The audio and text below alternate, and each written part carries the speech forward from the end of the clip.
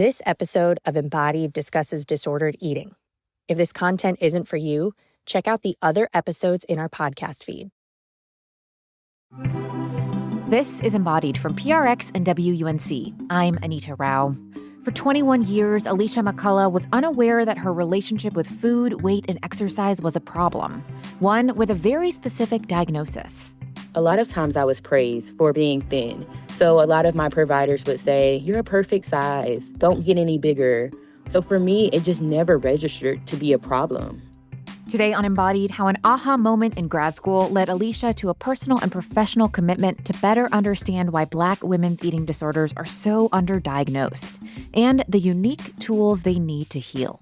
A lot of the clients I was seeing shared that no one even asked them about, what is your relationship with your body? And so putting the power back in their hands around how they wanted to talk about this conversation and not enforcing or projecting my beliefs around the way that they should think or feel about their bodies.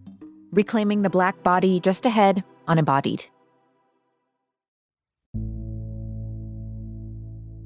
As a college student and a participant in office culture for the past 15 years, I've been to many brown bag lunches, where typically new information from someone smart washes over me while I pick spinach out of my teeth. But never has a brown bag lunch changed my life. I was holding on to every word that she was saying. I had my journal and I was writing down all the things she was sharing. And then I sat with her words and I said, wow, this is my experience. A decade ago, in her early 20s, Alishia McCullough was sitting in a room with her fellow grad school classmates. She was studying mental health counseling, and this particular brown bag lunch about eating disorders was a light bulb moment. The behaviors described by the professor, restricting food, losing weight, and rapidly gaining it again, were all things Alishia had experienced in her own life. But as a Black woman, she had never associated herself with the phrase eating disorder. I, even being a grad student, had so much stigma associated with words like disorder, diagnoses, because those were just experiences that were not talked about in my community, in my family.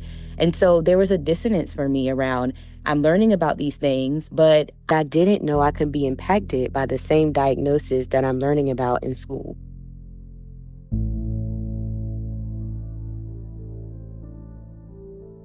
Alishia is one of some 21 million Americans that have had or currently are experiencing an eating disorder.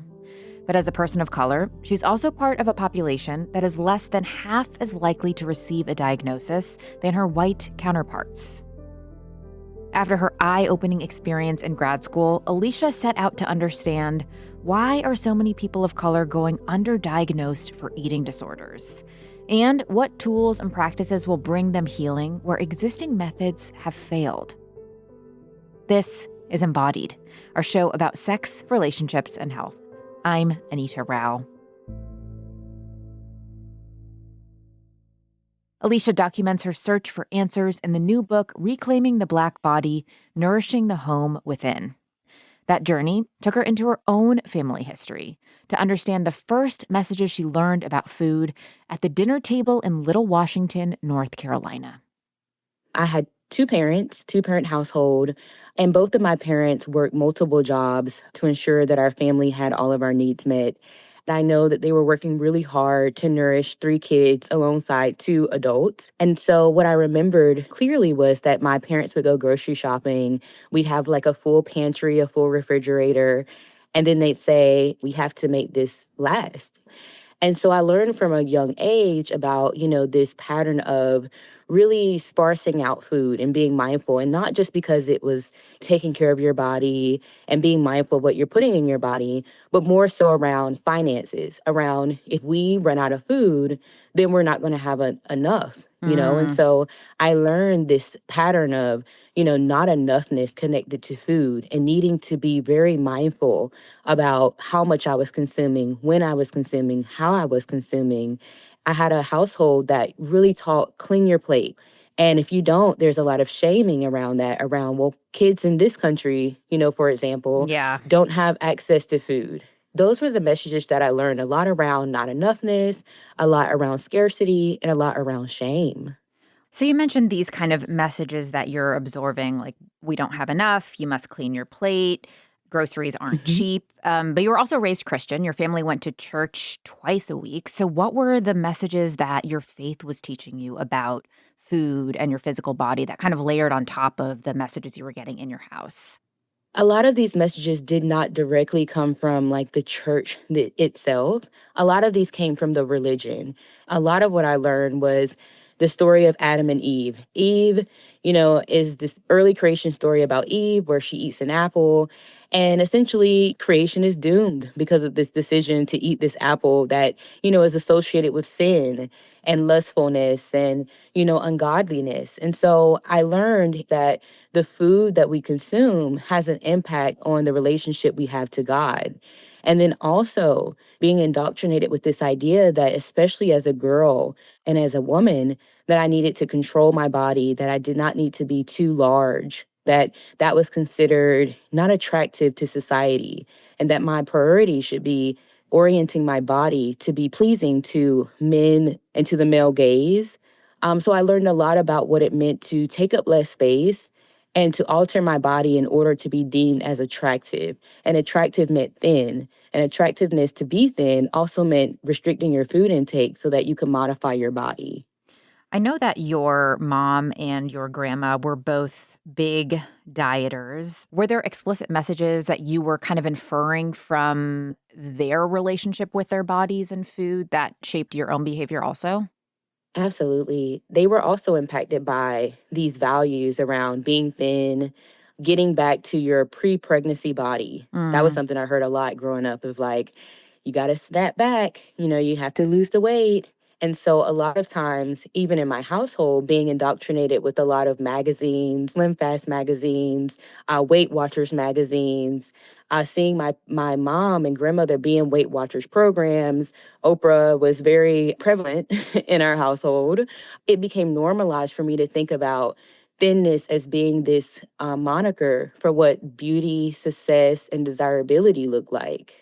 How did that show up in terms of like your behaviors around food and exercise in your adolescence? What did that look like on a day to day basis? As an adolescent, I started to really feed into 17 magazine and a lot of Yes. other magazines. Yes, a lot of those magazines catered to teens around beauty and what it means to be in relationships and how our body should look. And I remember specifically when I would get the magazine, I would flip to the exercise section. And when I got to that section, I would always say, okay, I have to get the summer abs, or I have to get Mm, the summer bottom, or, whatever it was, the summer legs, the summer arms. And so I would wake up in the mornings right before school and I would eat a can of fruit and then I would work out very intensively. And then I would say, that's all I'm going to have for today. I worked wow. out. That's all I'm going to have for today. And I may have not ate for the rest of the day until maybe dinner time. And I didn't know that what I was doing was unhealthy. I didn't think about it as being super restrictive. Even in my church environment, it was very normal for us to go on fast. And the way I learned about it in church was that it cuts out distractions. So you limit your food to cut out distractions so you can be closer to God. And so that was also norm for me. And so this idea of restricting food never came across to me as disorder. It just came across as, well, this is just a part of like what we do. Looking back, what do you think the people in your life who were telling you that you were healthy or even like your own mind was telling you, like what were you not seeing when you saw this behavior as like this is totally normal. This is just how you can have a relationship with food. So something I was not seeing was, for example, when I was a teenager, my hair started really thinning out. Mm, And I just thought it was because I was getting a lot of perms, which are chemicals that, you use in your hair to get your hair pretty straight. So I thought it was just a result of over perming my hair because I would go to my hairdresser every 6 to 8 weeks for a perm. And then there were also things, for example, of, my nails being pretty weak. My body was very, very thin. And so I was consistently tired. And I also, at that time, got early diagnosis of subclinical hyperthyroidism. And so I just thought all of those were it's just a part of like, my health conditions or, these other behaviors. But I never thought that the root of it was my undernourishment, that was what was contributing to these symptoms that I was experiencing that were making my body pretty weak at that time. How did doctors respond to those symptoms? Yeah, so when I would go to my healthcare providers, a lot of times I was praised for being thin. So a lot of my providers would say, "You're a perfect size. Don't get any bigger." Or even when I did get the diagnosis of subclinical hyperthyroidism, my doctors just said, "Keep coming back every 6 months and we'll do some lab work. Hmm. And if you're normal, you're good. If it continues to be a thing, we'll just keep monitoring it." So it never was like a solution to address the conditions that I was experiencing. A lot of the times I was praised for my behaviors. And so for me, it just never registered to be a problem. So I want to fast forward in time a little bit. We have you in your adolescence, kind of having this relationship with your physical body, but normalizing it, saying this is just kind of how it is. You kind of went through school really quickly. You were doing accelerated schooling programs and you started grad school when you were just 21. But at that point, you hadn't started unpacking your own disordered eating. So what was it that motivated you to start studying eating disorders, given that you didn't have that terminology at that moment in your life?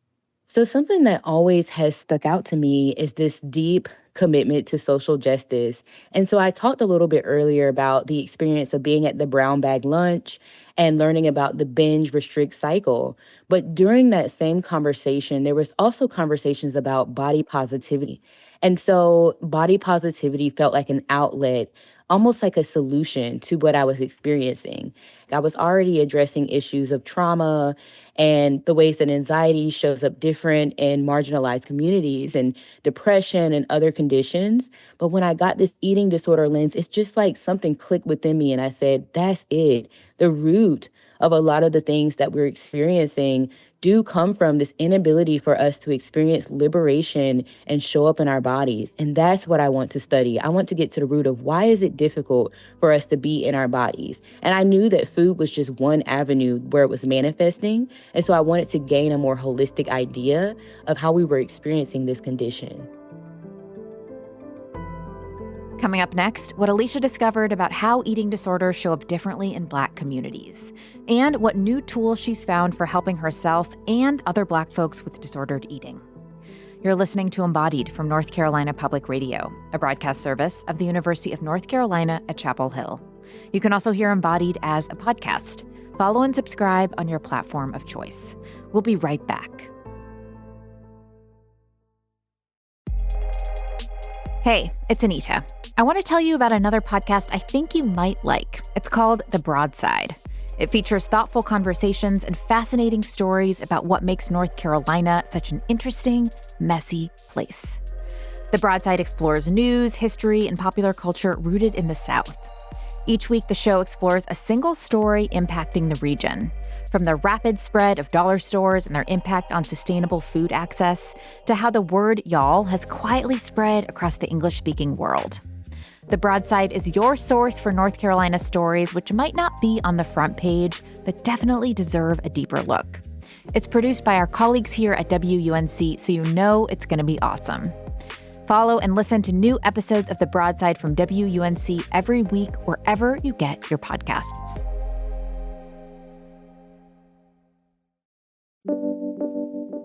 This is Embodied. I'm Anita Rao. We're talking today with therapist Alishia McCullough, who for about 2 decades thought her anxiety and restrictive behaviors around food were normal. In her new book, Reclaiming the Black Body, Alishia described how it wasn't until she was in grad school studying mental health counseling that she connected the dots between her experience and the term eating disorder.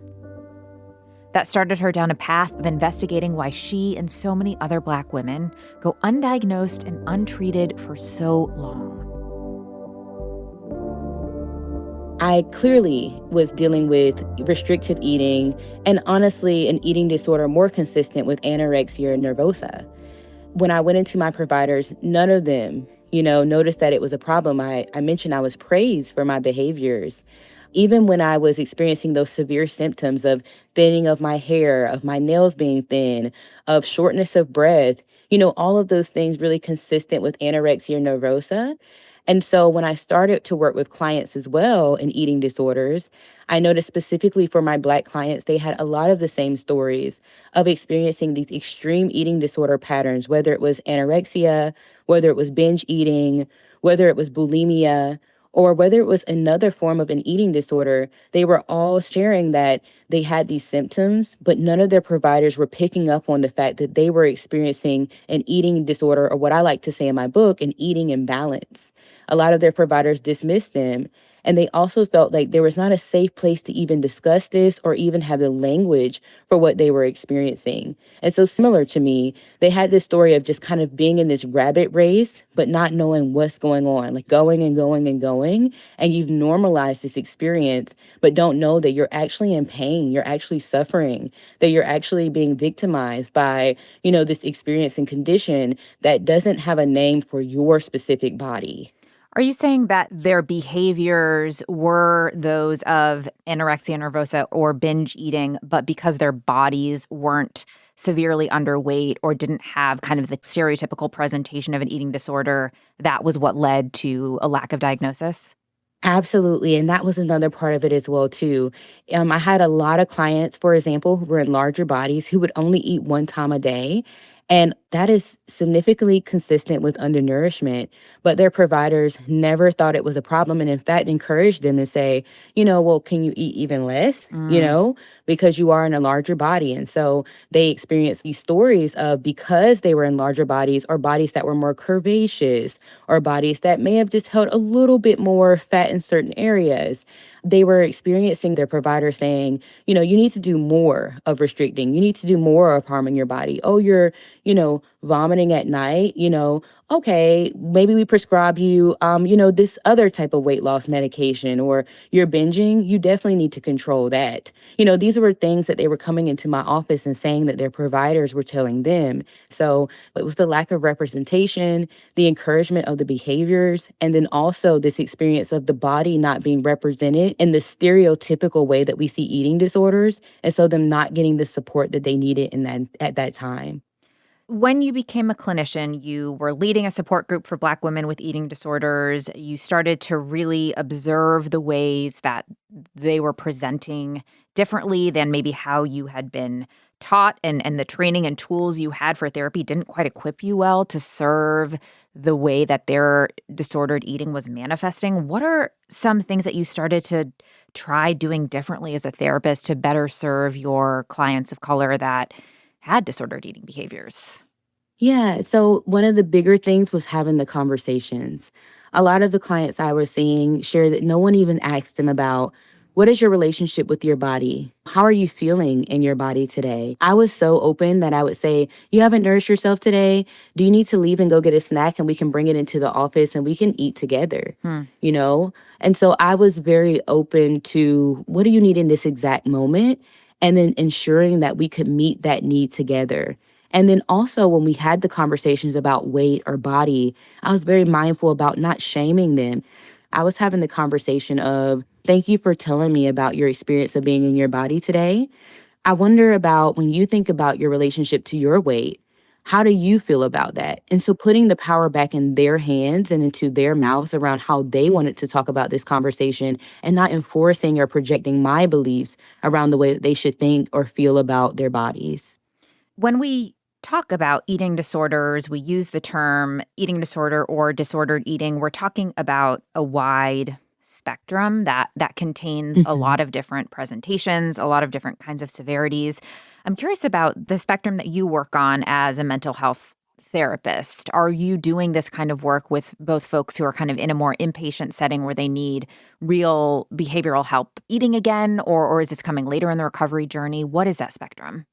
Yeah, eating disorders are very vast, and we have different ways that we approach them. So, one of the areas I was working in is outpatient. So, outpatient treatment is what we consider less severe. Typically, these are folks who may be getting the diagnosis of an eating disorder for the first time, or these are people who are returning from a higher level of care. And so that could be more of an inpatient or hospitalization setting. And then they, go through that program. And after that program, they make contact with me and typically a nutritionist that is in an outpatient setting. But I've had many colleagues and I've also supported clients with getting into inpatient facilities. And so I had a lot of clients, for example, and I want to name specifically my Black clients who, when they would come to me, they were in a pretty severe conditions. And then I would support them with getting to the hospital. Got it. Okay. So there are so many kind of parts of this healing journey where you work with clients, and also you have had your own healing journey. And I want to come back to that for a moment and kind of how your growth as a therapist was happening at the same time as you were healing your own relationship with food. You became really interested, especially in ancestral history and the role that ancestors play in how we relate to our bodies and food today. So you did some genetic testing and research, and you traced your family's roots all the way back to Sierra Leone and Gabon, then through the transatlantic slave trade to the Carolinas. So I'm curious about what this process of discovery revealed to you about your ancestors' relationship with food. Yeah. Wow. It was such an emotional experience. Yeah. What I found when I specifically started looking at the food routes was, that my family did settle in the Carolinas and they've been there for generations and centuries now. And a lot of what we were doing was really cultivating and in a good relationship with the land. And so this was post enslavement. And so a lot of what we would do is have a really reciprocal relationship with land where we knew about moving in alignment with the seasons and how to farm and how to hunt. And also beyond that, when we get into like before the transatlantic slave trade, there was also this history, especially in Sierra Leone, of it being known as the Rice Coast. So a lot of folks who were enslaved were brought over from Sierra Leone because they were known to be able to cultivate and harvest rice.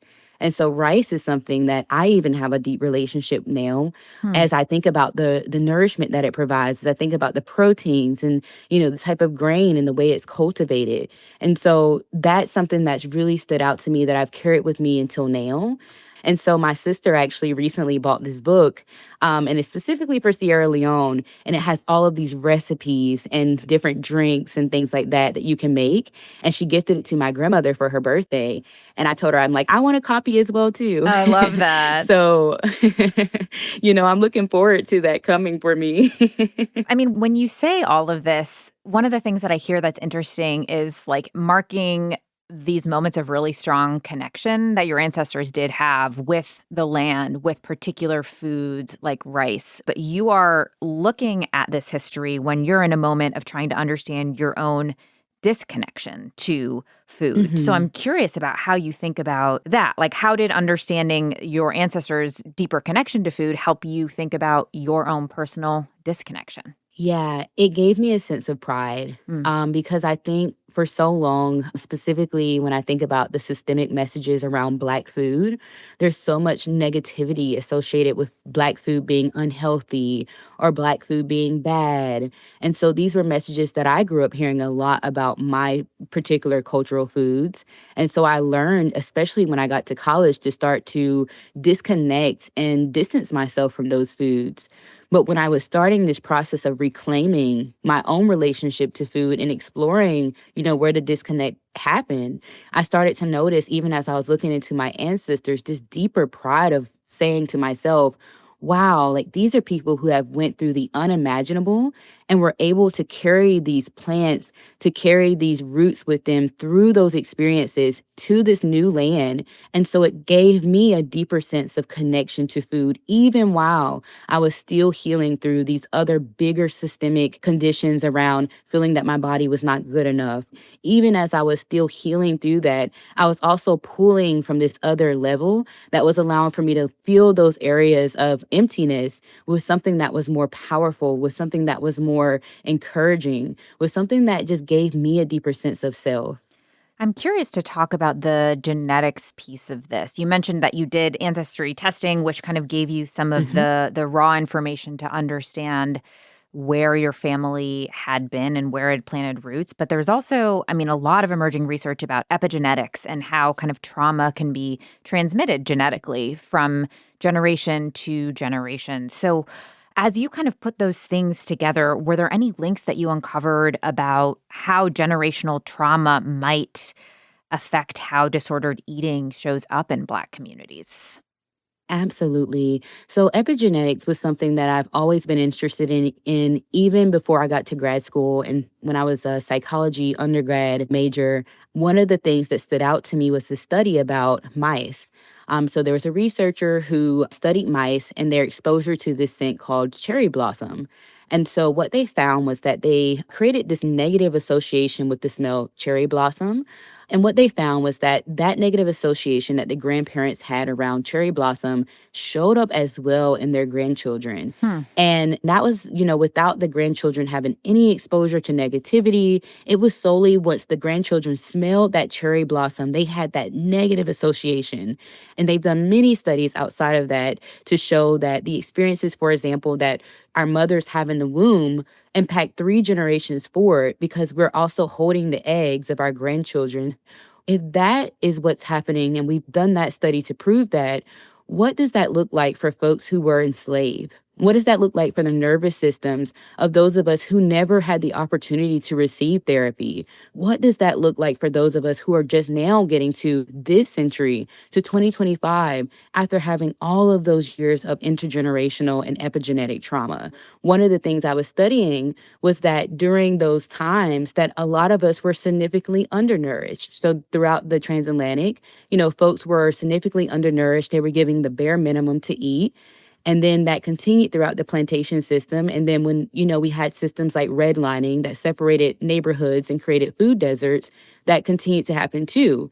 And so it made me think when we talk about health issues in Black communities, we talk a lot about disparities, but where are these disparities truly coming from? Is it coming from that we have been significantly undernourished and also given poor access to food for generations and generations and generations that then does contribute to health issues? Because we do know stress in the body leads to inflammation, and inflammation is a precursor to other chronic conditions, whether that is heart disease or diabetes or high blood pressure or hypertension, these conditions that we often see in higher rates in Black communities. And we often just look at the bodies of Black folks and say, oh, it's just because you're unhealthy. It's just because you're in a larger body. You just need to diet and exercise more. But when we look at the studies, what we see is that our communities have faced a lot of these markers for inflammation and trauma and stress that have been internalized for generations without receiving the adequate support that we need. So as you're talking, I'm kind of imagining you, like I have these like 3 images of you. I have the you who is, doing this deep dive research, trying to understand your ancestors. I have the you that is in clinic with folks and hearing stories from Black women that reflect some of your own experiences.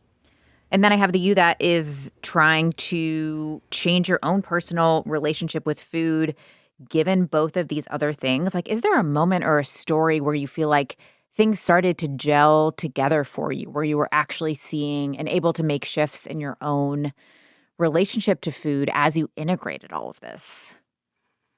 Yeah.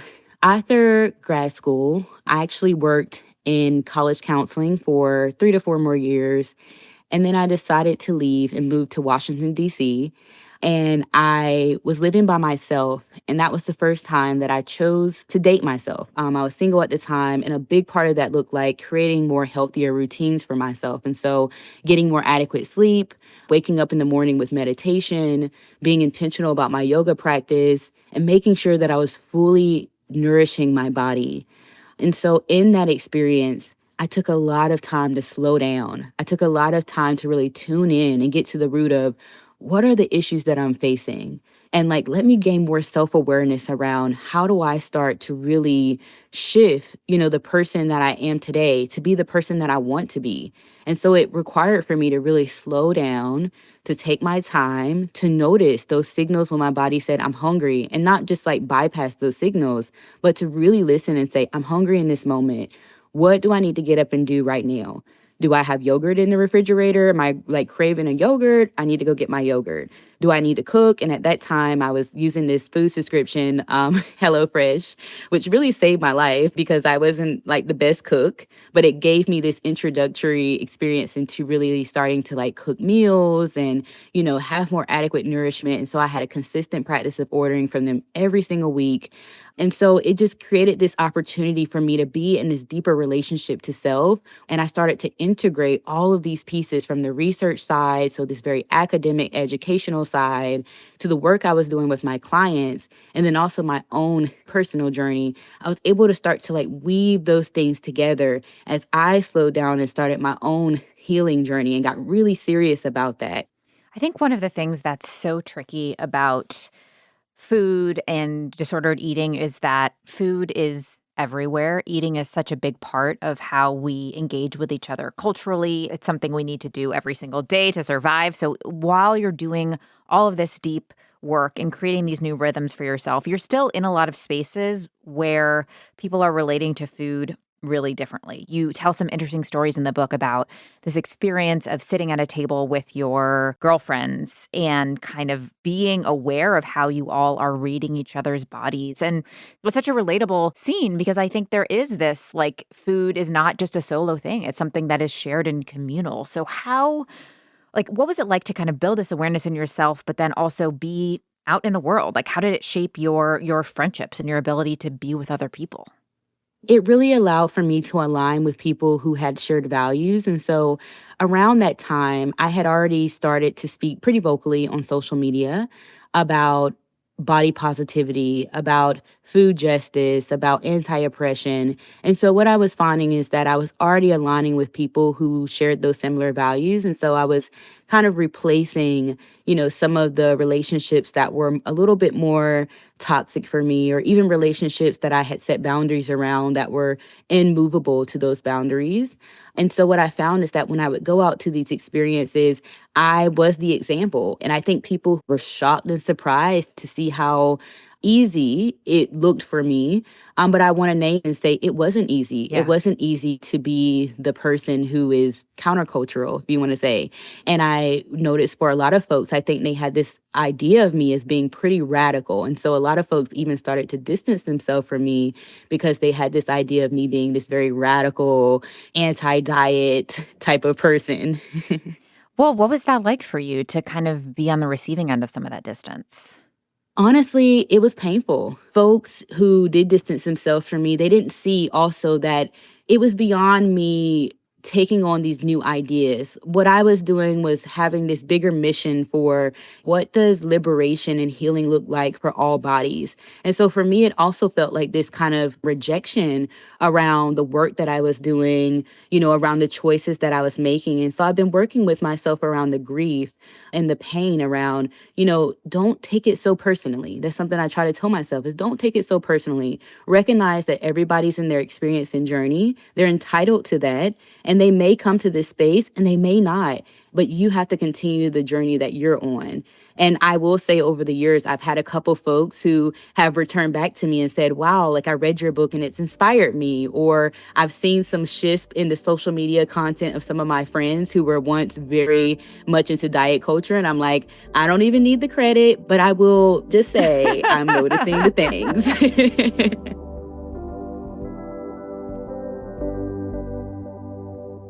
We're going to take a quick break. Then we'll jump into Alicia's practices for tuning out the noise of weight loss messaging. And we'll hear about how moving to Mexico has led her to reflect on what the U.S. can do better in eating disorder treatment. We'll be right back.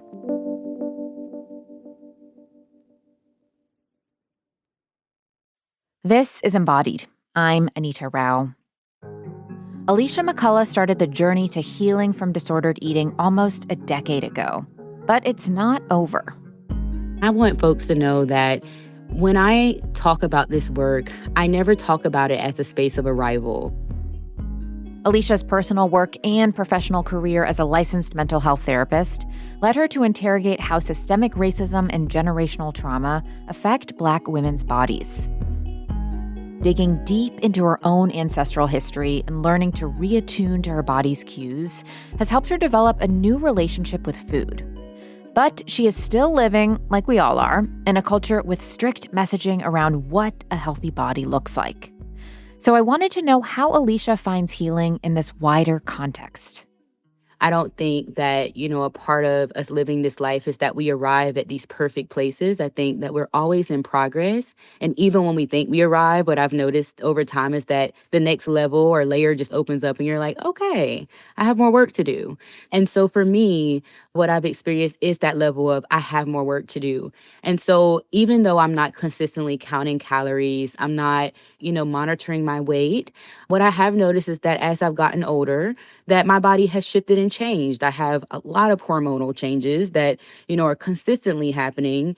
And, my body responds to those things. And so then it's like, okay, what does my body need in this moment, in order for me to feel nourished or in order for me to feel like I'm taking care of myself adequately. And so one of the things I think about is, especially dealing with a lot of hormonal changes, is that sometimes I'll be super hungry and I'm like, oh my goodness, I just ate. Like, why am I hungry again? What's going on? And then I'll realize, oh goodness, like my body's needing more food. But I might have that, past perspective or that outdated script of, okay, you just ate, you just need to wait until dinner. And I really have to work through that and say, I shouldn't have to restrict myself. If my body's saying I'm hungry now, it's okay for me to identify what exactly is my body hungry for, firstly. And so it could be, okay, I want an apple or some grapes. It could be, I'm ready to get some pizza. Or it could be, I'm really craving community and I really need to get on a call with one of my good friends and have a conversation. Or, I really could use like a hug from my partner, and so really getting clear around what is it that my body needs in this exact moment and then seeing if I can meet that need. And sometimes it's, not available. Sometimes like my partner's not home or I'm not able to access a friend. And then it's saying, well, what's the deeper experience that I'm having? Loneliness? Okay, let's talk about the loneliness, right? Like, let's pull out the journal and write about what you're experiencing in this loneliness. What does loneliness feel like in your body? Where is it at? And what does that experience need in order for it to be felt and released? And so sometimes for me, that could be getting up and doing a movement activity, whether that's yoga or even in somatic therapy, we talk a lot about shaking out the body as a way of releasing emotions. And so sometimes it's shaking out the body. And then I finish that and I'm like, oh my God, that's exactly what I needed. And sometimes like I do that and I'm still like, I'm still hungry. Yeah. And I need to get some food.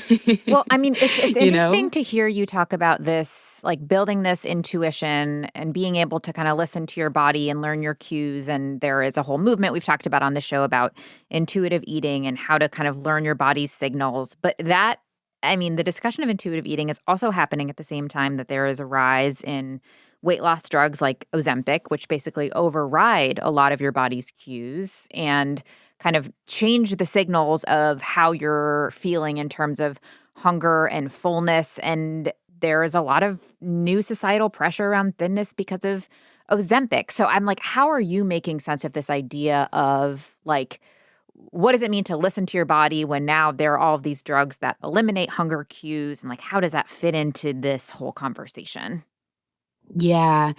And I know those are super prevalent worldwide, but specifically in the United States, there's a lot of conversations on weight loss drugs. And I mean, even when I get on social media, a lot of, folks that were originally a part of these like body positive or body liberation movements have now like significantly lost weight as a result of being on these medications. And so in a lot of ways, it's very discouraging to experience that and to see that.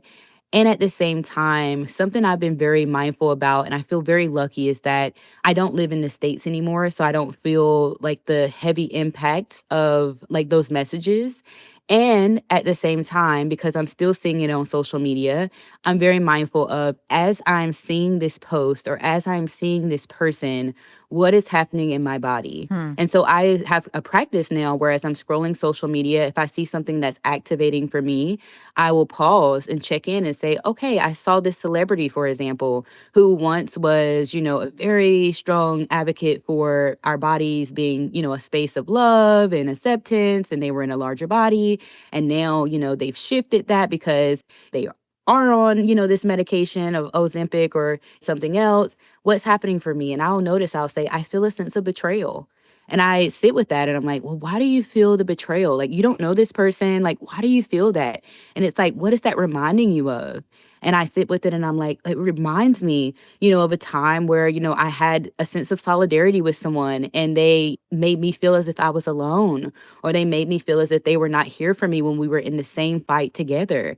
And so, I get to the root of it, but I also just want to name, outside of my own internal work, we are in a system where Ozempic and these other weight loss drugs have just been so glorified in society. And so it can feel so easy for folks that are listening to say, well, the next time I'm at my doctor's office, I'm going to request to be on a med. And I want folks to know, like, you know what your body needs and you know what feels good for your body. And I know there's so much pressure to have to change yourself, but you are perfect just the way you are. And you also have choice. And so you get to make the decisions that help you feel good in your body. And I think that's important to share, because even as I've been on this journey, I've moved away from this idea that if people don't believe the same way I believe, that they're a problem, and more into, this work is about creating choice and liberation. And so my goal is just to provide as much information as possible, and whatever folks decide to do with that information is totally their choice. Like, that's what I want folks to have, is just access to make the decisions that are best for them. You mentioned that you no longer live in the United States. In 2024, you left the U.S. to move to Mexico. I'm curious about how moving to a new country has shaped your thinking around how eating disorders are talked about and treated in the United States. Honestly, moving away have shifted everything for me in regards to my mindset about everything. But specifically, when I talk about eating disorders or body image, I am lucky to live in an area that is on the beach. So I live in Playa del Carmen, Mexico. And everybody's walking around in bikinis. It doesn't matter Uh-huh. what their body size is, what their shapes are. It's so hot that it would be irrational to wear anything else but that. And so most times when I'm seeing folks, it's bikinis or shorter skirts or dresses, and I see people in all body sizes and shapes just like proudly and confidently moving in their body and embracing themselves. And it's not like a culture of so much shame around, for example, in the States, or even the way I was raised, there was a lot of shame around like nakedness or the body just being seen in its like authentic expression.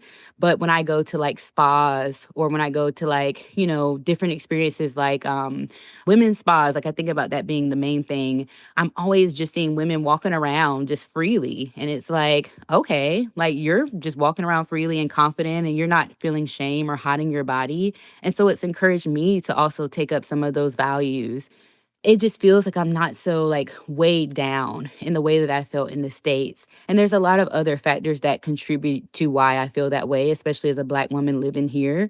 It just feels that I can just exist without the way that I look or my presentation being demonized or labeled as negative. I can just move through the world just as myself without all of these extra layers put onto me. And so that has been a space of freedom. And I'll also just name, when I do go to my providers here, I'm never like shamed for my weight. Like, yes, they take my weight and they write it down, but I'm never told like, oh, you're too big, or, you need to lose weight. Like, it's just like a measurement that they take, but it's not like a part of the conversation necessarily. It's just like, other parts of like, how are you feeling and what are you eating? Like, do you feel good about what you're eating? Let's do your blood work. If your blood work comes back well, that's great, And so those are the type of conversations that we're having, and not so much about this like aesthetic component. That's really interesting that you're naming changes that you're even seeing in the medical system, which is, one part of this whole